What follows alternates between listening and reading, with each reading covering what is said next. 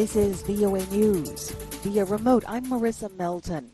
Russian state television has shown video of 2 U.S. military veterans captured in Ukraine. AP correspondent Mike Hempen has the story. The video shown by RT confirms the men were taken captive and raises fears about their fate.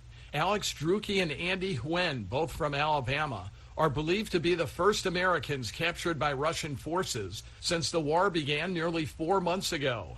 RT says the Americans were being held by Russian-backed separatist forces in the Donbas region of eastern Ukraine. There has been no official confirmation from the U.S. or Russian government that Americans are being held. I'm Mike Hempen. Fierce battles with Russia are raging in villages near the eastern city of Severodonetsk, according to Ukrainian authorities. Russian troops have been trying to take control of the city for weeks. Now the most fierce battles are near Severodonetsk. They do not control the city entirely. Those were the words of the governor of the eastern Luhansk region on Telegram. He added, in nearby villages there are very difficult fights. They are trying to break through, but failing. Our defenders are fighting Russians in all directions. Recently they did shoot down a plane and took captives.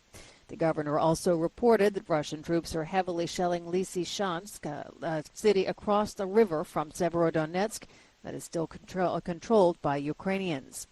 And Ukrainian President Volodymyr Zelensky made a rare trip outside of Kyiv on Saturday to visit the war-damaged city of Mykolaiv. It was the Ukrainian leader's first visit to the southern city since Russia invaded Ukraine almost 4 months ago. The president's office published video of Zelensky surveying a badly damaged high-rise building. This is VOA News.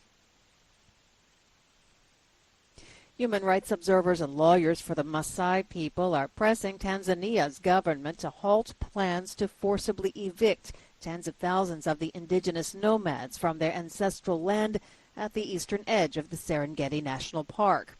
Last week, a violent clash broke out after government surveyors and security forces began to demarcate land that Tanzania reportedly would turn over to a foreign firm for a game reserve for commercial hunting.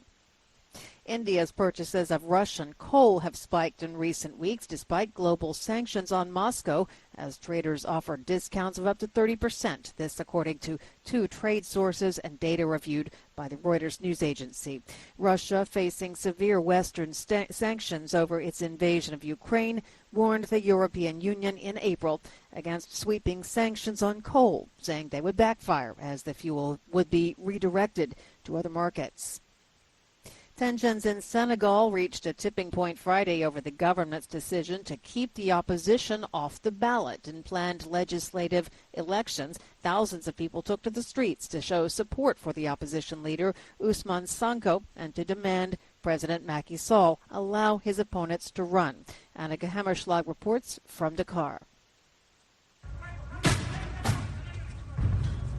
Plumes of smoke billowed into the air throughout Dakar's southern neighborhoods Friday as demonstrators set fire to tires and plastic bins. Tear gas canisters rained down from the sky, causing protesters to scatter. As they reemerged, they chanted, "Macky Sall is a dictator," and hurled rocks at police officers. Anger has mounted since Senegal's Constitutional Council invalidated the opposition's list of candidates for the July 31st legislative elections, preventing opposition leader Sonko and other opponents from running. The result of the elections will determine the makeup of Senegal's 165-member National Assembly, currently dominated by the president's coalition. Annika Hammerschlag for VOA News, Dakar, Senegal. The wife of Julian Assange vowed to fight using every possible legal avenue after British Home Secretary Priti Patel on Friday approved the WikiLeaks founder's extradition to the United States to face criminal charges. Assange is wanted by U.S. authorities on 18 counts, including a spying charge relating to WikiLeaks' release of vast troves of confidential U.S. military records and diplomatic cables, which Washington said had put lives in danger.